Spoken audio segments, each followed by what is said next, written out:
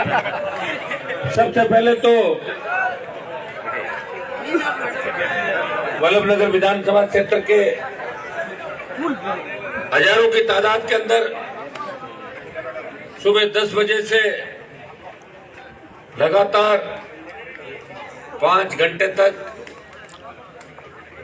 इस विधानसभा क्षेत्र के कोने कोने से, गांव डाणियों से, पहाड़ी इलाके से आए हुए 36 कौम के मेरे भाइयों का, बुजुर्गों का, माताओं बहनों का हृदय से आभार प्रकट करता हूं। बहुत बहुत आपको धन्यवाद। और ऐसा लग रहा है जैसे 4 गदिया की रैली को वापस संबोधित करने का मौका मिला।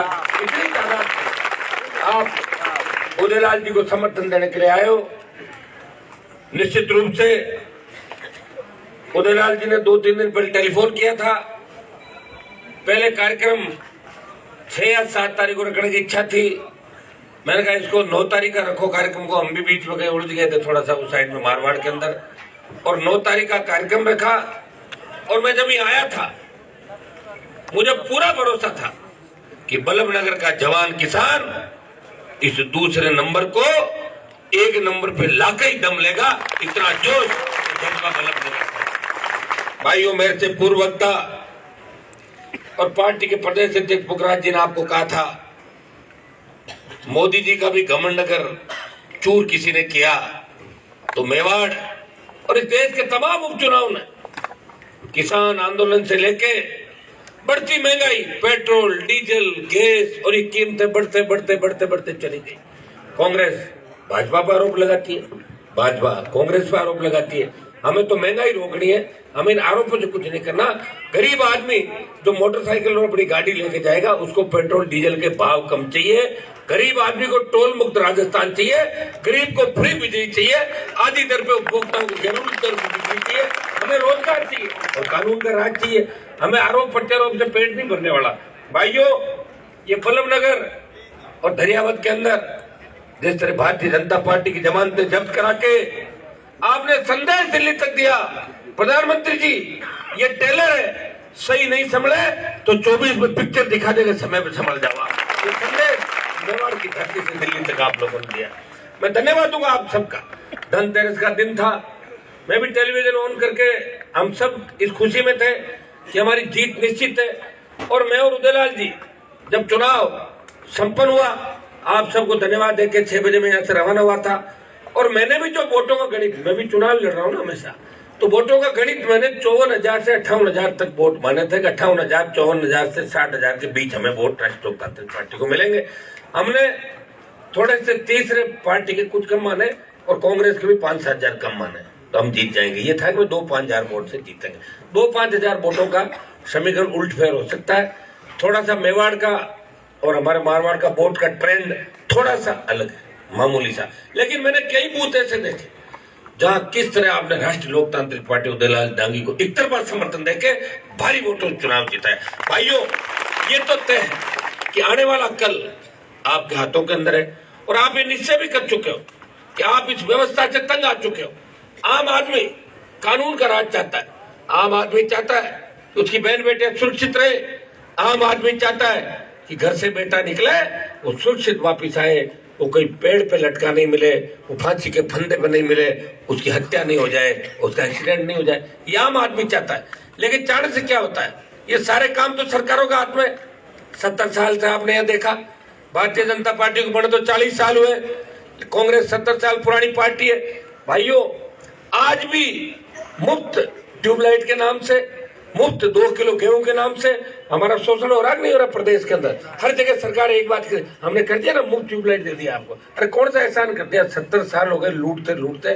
और प्रधानमंत्री से बड़ी उम्मीद थी लोगों को कि मोदी दूसरी बार आएंगे तो काला धन वापस ले आएंगे। अभी तक तो काला धन आया नहीं वापस, एक भी आया क्या? अगर थोड़ा सा काला धन भी वापस ले आओ तो आपका कर्जा भी माफ हो सकता है इस देश का, बिजली भी फ्री मिल सकती है, रोजगार भी मिल सकता है। और इस तरह के जो हालात है वो इस देश और प्रदेश के अंदर उत्पन्न नहीं हो। भाइयों, गहलोत और वसुंधरा ने 20 साल जिस तरह राजस्थान को लूटा है मिलके, गहलोत के पापों पे वसुंधरा ने पर्दा डाला और वसुंधरा के पापों पे गहलोत ने पर्दा डाला। अभी 10-15 मिनट पहले ही सूचना आ रही थी कि झोंपड़ पट्टी के अंदर जोधपुर में एक गाड़ी वाला आता नशे के अंदर और 10-5-15 लोगों को ऊपर गाड़ी चढ़ा देता, रोन देता और सीएम वहां जाने वाले होते। ये घटना इस राजस्थान को झकझोर कर देने वाली है। थानों में दुष्कर्म, बाल अत्याचार के अंदर हम 5वें नंबर आ गए बच्चों पर अपराध में, राजस्थान 5वें नंबर पे, और बहन बेटियां और महिला अपराध के अंदर देश में राजस्थान 1 नंबर पे आ गया। ये बदनामी का दाग जो गहलोत वसुंधरा के गठबंधन ने राजस्थान के माथे पे लगाया, हमें इस दाग को धोना है। भाइयों, इतना विश्वास दिलाता हूं कि मेवाड़ से आपने नई ऊर्जा, राष्ट्रीय लोकतांत्रिक पार्टी उदयलाल जी डांगी के रूप में एक नई राजनीति का उदय आपने मेवाड़ की धरती से किया है। ये जोत पूरे राजस्थान के अंदर चलेगी। विश्वास दिलाता हूँ कि मेवाड़ अगर जग गया तो मारवाड़ तो पूरा तैयार है, शेखावाटी तैयार है, हनुमानगढ़, गंगानगर, बीकानेर और आपके भरतपुर डिवीजन से लेकर तमाम नौजवान, तमाम जातियां अब एक ही बात करती है कि हमें राजस्थान बदलना है, हमें इस व्यवस्था को बदलना है। और ऐसी व्यवस्था हम चाहते हैं जहाँ पुरानी हमारी संस्कृति रहे, जैसे मेवाड़ की आपकी तरह की संस्कृति है। मुझे तो कहीं नहीं लगती। या कई ईमानदार नेता भी घूमते होंगे, लेकिन उनके पीछे परिवार के लोग चोरियां करते हैं, तो फिर काहे की ईमानदारी नहीं? वो बातें ऐसे बड़ी बड़ी करेंगे, जाके कदमों में दूसरों को बैठ जाएंगे। भाइयों, कांग्रेस की जीत का कारण ये भी था, सहानुभूति की लहर भी 5-7 हजार वोट सहानुभूति के नाम से निश्चित रूप से उनको मिले होंगे। लेकिन कांग्रेस से भी लास्ट तक ये नहीं मान रहे थे कि हम जीतेंगे। उनको पता था कि राष्ट्रीय लोकतांत्रिक पार्टी कड़ी टक्कर दे रही है। और बल्लभनगर के अंदर मैं डांगी जी को इस बात का भी धन्यवाद दूंगा कि इन्होंने लोगों का मन जीता है। बल्लभनगर के अंदर हर व्यक्ति, मैं इनके साथ गया डांगी जी के, किसी ने यह नहीं कहा वोट नहीं दूंगा, हर कोई कहता था आपके साथ हो, प्रत्यक्ष रूप से या प्रत्यक्ष रूप से आशीर्वाद भी दिया। और आप जानते हो कि इतनी अगर जागृति होती तो इस तरह पार्टियों की गुंडागर्दी राजस्थान और देश के अंदर नहीं चलती। हमें और जागृत करना। मैं नौजवानों को आह्वान करना चाहता हूँ, नशे की प्रवृत्ति से दूर रहकर नौजवान इस राजस्थान को बदलने के निकले। मैं इतना ही भरोसा आपको दिलाता हूँ कि हनुमान बेनीवाल के 3 विधायक और मैं सांसद हूँ। मैं जो वादे आपके बीच चुनाव के दौरान किए थे, दूसरे नेता तो वादे करने के बाद भाग जाते हैं। सबसे बड़ा एक वादा था लोकसभा के अंदर अफीम नीति के, जो अफीम के पट्टे निरस्त किए और अफीम नीति में बदलाव की बात हमने उदयलाल जी ने करी थी। लोकसभा चलेगी इस महीने के आखिरी के अंदर। जब लोकसभा चले, जब आप देखना कि बल्लभनगर का नाम और मेवाड़ का नाम और अफीम नीति में बदलाव की बात नागौर का स्थान इस मेवाड़ के किसानों को लेकर।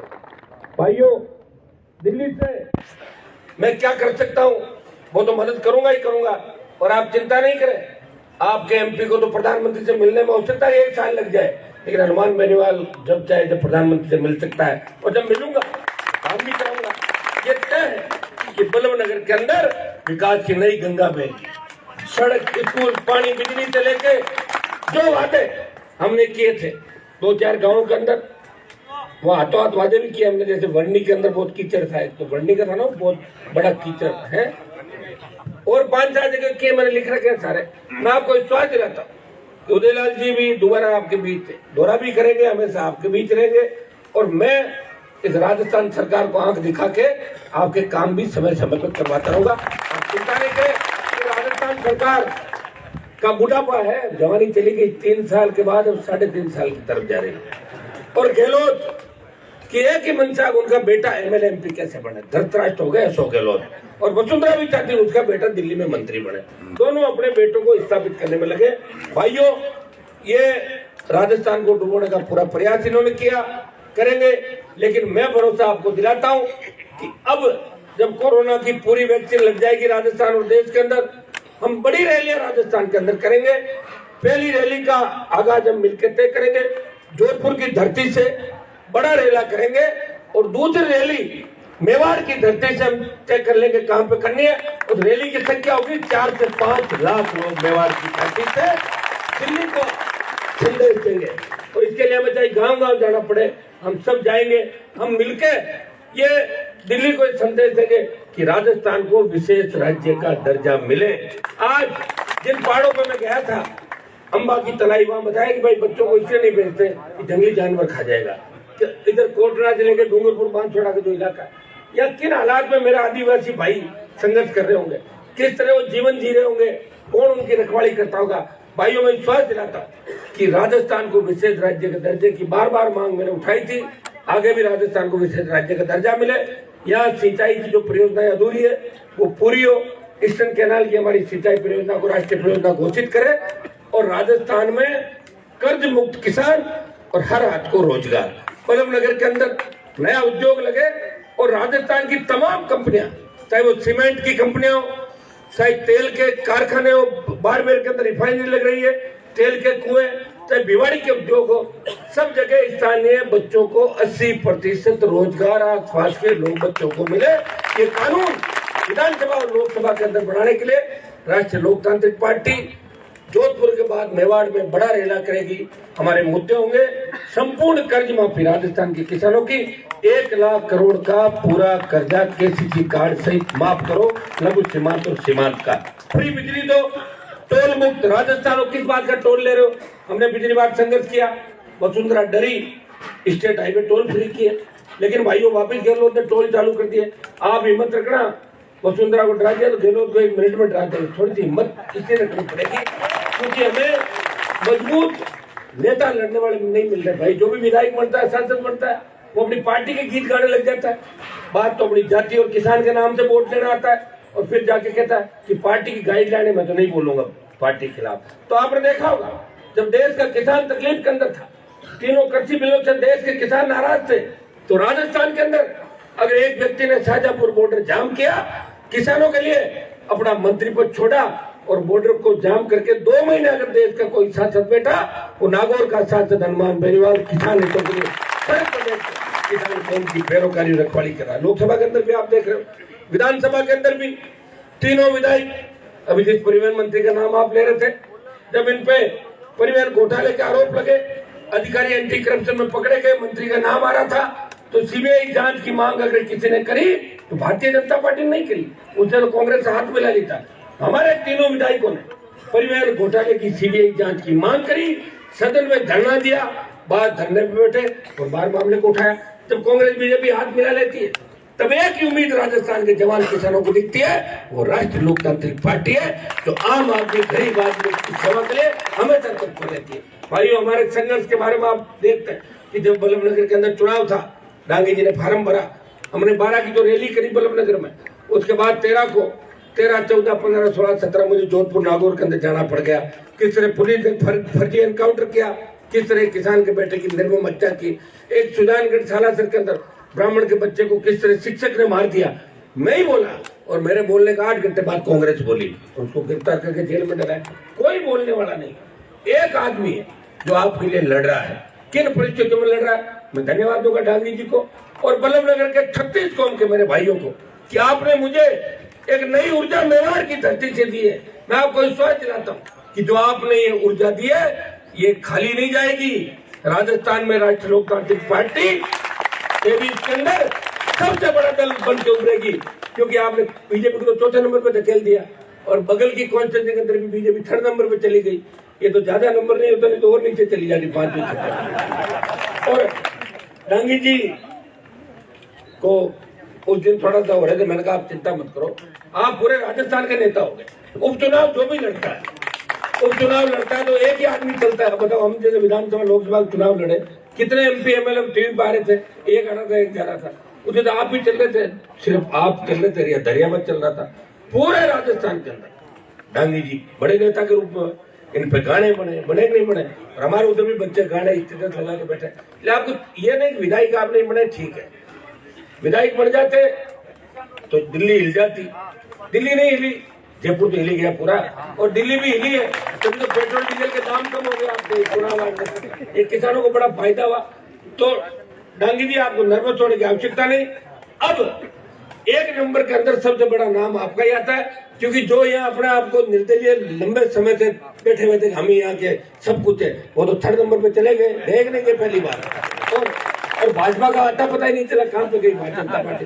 लेकिन जाते जाते अपना नुकसान तो किया उन्होंने। 2 दिन पहले बल्लभनगर इस इलाके के अंदर कांग्रेस को भी लगा कि बिल्कुल 2 दिन पहले कांग्रेस को लग गया कि चुनाव हार सकते हैं। उन्होंने भी साम दाम दंड भेद सारा काम जो कर सकते हैं, उन्होंने सरकारी मशीनरी का दुरुपयोग करने के सारा काम किया। और जिनकी सत्ता होती है वो 19-20 करते ही, कोई रुकता नहीं है।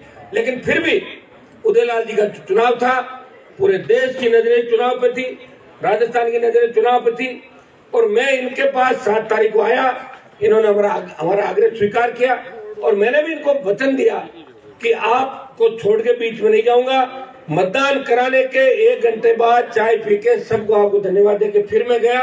मैंने कहा मैं दोबारा एक बार धन्यवाद दो आप सबको। वैसे हमेशा पब्लिक के बीच रहते हैं, लोगों के बीच जाना इनकी आदत है, सबको चाहते हैं, हर आदमी उदयलाल जी को पसंद करता है। तो इन्होंने कहा कि आपको मैं आऊंगा और मेरे तीनों विधायकों को साथ लेके आऊंगा। मैं धन्यवाद दूंगा तीनों विधायकों का, पार्टी के हमारे जितने भी प्रवक्ता, अलग अलग जिलाध्यक्ष पदाधिकारी हैं, इन सब का कि सारे 500, 600, 800, 900 किलोमीटर दूर चल के रात से ही बल्लभनगर आपके डबोक इस मेवाड़ की धरती पे आपका हौसला अफजाई करने के लिए हम खड़े। मैं माताओं बहनों को भी धन्यवाद दूंगा, जिस तरह छोटे भाई इस व्यवस्था परिवर्तन की लड़ाई के अंदर भगत सिंह की भूमिका के अंदर चलेंगे। माताएं मैंने झांसी की रानी लक्ष्मीबाई बढ़ के कांग्रेस और भारतीय जनता पार्टी के भ्रष्टाचार को बिगाड़ के फेंक देगी। एक नजारा भाइयों, आप सबको मैं हृदय से आभार प्रकट करता हूँ, धन्यवाद देता हूँ। 5 घंटे आपको हो गए, खाना भी आप अभी तक सब खाएंगे, आप खाओगे, साथ साथ मैं भी खाना आपके साथ ही खाऊंगा। आप बैठे और आप मेरी ओर देख रहे हैं, मैं आपकी ओर देख रहा हूँ। मैं इतना ही वचन आपको दे सकता हूँ, मेरी जहाँ भी जरूरत पड़ेगी हनुमान बेनीवाल वल्लभनगर सहित पूरे मेवाड़ की धरा के लिए हमेशा तैयार खड़ा मिलेगा। पीठ दिखा के नहीं भागेगा, आगे की पंक्ति में खड़ा मिलेगा। मैं आज उदयलाल जी को इस मौके पे एक बड़ी जिम्मेदारी, मैं पार्टी के प्रदेश अध्यक्ष जी बैठे, मैं पूरे राजस्थान के इनको प्रदेश अध्यक्ष जी के साथ इनको महामंत्री बनाने की घोषणा करता हूँ। राष्ट्रीय लोकतांत्रिक पार्टी के महामंत्री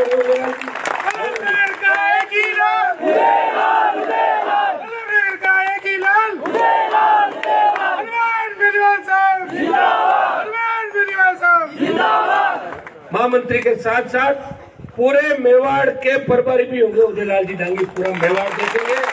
और मैं तमाम जातियों को विश्वास दिलाता हूं कि हनुमान बेनीवाल वो नेता है जो सबको साथ लेकर चलता है, एक जाति की बात नहीं करता, वो किसान कौम की बात करता है, कमेरे वर्ग की बात करता है, मजदूर की बात करता है और दलित, गरीब और अल्पसंख्यक की बात करता है। मेरी तरफ से आप निश्चित रहे, आप मेवाड़ संभाले, मारवाड़ तैयार है, शेखावाटी तैयार है, ताज किसानों के ऊपर रखा जाएगा 23 का। इसके लिए राजस्थान का जवान भी किसान को सत्ता के सिंहासन पर बिठाने के लिए तैयार खड़ा है।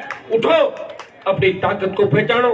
और मैं धन्यवाद दूंगा बल्लभनगर के अंदर कि आपने जो 4 गलिया की जो रैली थी वो रेला था और उसका संदेश दिल्ली तक गया, चूड़े हिल गई इनकी। और अगर रैली हम नहीं करते तो मुझे लग रहा है जीत जाता पड़ा ना, नहीं करते फिर आपके तो करेंगे रैली। अब जो हुआ अच्छा हुआ, सुनो, रैली ऐतिहासिक हो गई और कभी अपना वोट तो एक जगह रहा सारा। लेकिन मेवाड़ के अंदर इस तरह की रैलियां होना, कांग्रेस बीजेपी परेशान हो गई थी, हाथों हाथ मुख्यमंत्री को दोबारा बुलाना पड़ा। बीजेपी के नेता गली गली घूम रहे थे, मैंने देखा इस तरह घूम रहे जैसे आवारा सांड घूमते हैं। भाइयों, आप उदयलाल जी का साथ दो और अब की बार आप अगर थोड़ा सी हिम्मत रखोगे, मैं आपके साथ खड़ा मिलूंगा हर मुद्दे पे। ये कांग्रेस बीजेपी तो मेवाड़ छोड़ के भाग जाएगी। जवान हमारे साथ है, किसान हमारे साथ है, हमारा आदिवासी भाई भी इंतजार कर रहा है कि हम भी इनके साथ जुड़ेंगे।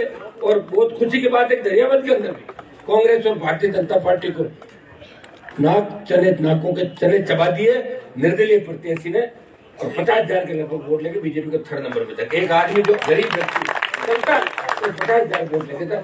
बदलाव आप चाहते हो, लेकिन आप चाहते हो आगे मजबूत व्यक्ति हो। मैं आपको विश्वास दिलाता हूँ, मैं आपको धोखा नहीं दूंगा।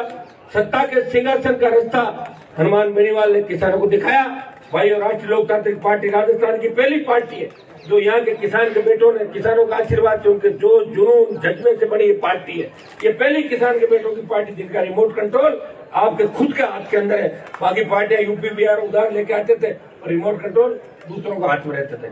बीएसपी जीतती थी, बीएसपी वाले वापिस चले जाते थे। ये आरएलपी है जिसके 3 में से 2 विधायक शेड्यूल कास्ट के विधायक है, एक बावरी जाति से और एक मेघवाल भाई हमारे पुकार जी जो पार्टी के प्रदेश करते। इतना ही विश्वास आपको दिलाता कि आपके लिए संघर्ष करेंगे, लड़ेंगे, बल्लभनगर को विकास में आगे लाएंगे, 36 कौम को साथ लेके चलेंगे और बल्लभनगर को मेवाड़ के अंदर और आगे लेके जाएंगे।